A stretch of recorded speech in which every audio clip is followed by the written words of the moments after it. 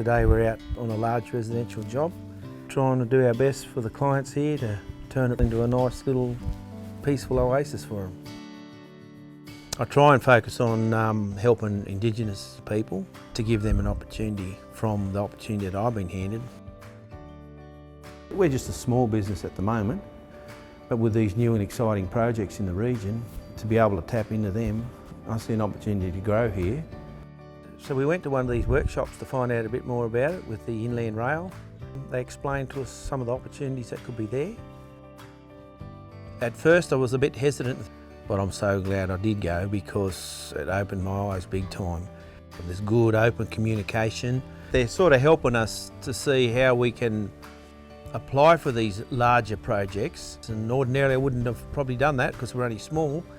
Over 5 workshops, businesses are informed on how to be visible, how to be compliant, and how to be prepared for supply opportunities on major projects such as Inland Rail. Well, it takes you to the next level. The fact that Deb's there to help, I think that's gold. Try to get your sustainability network going. There'll be business done today between people at the workshops, so make sure you're doing some business today, hey?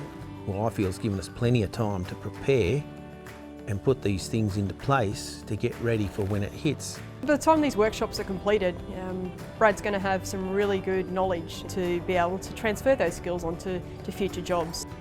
Get to the workshops because it opens doors for you. You get to meet people and network with people.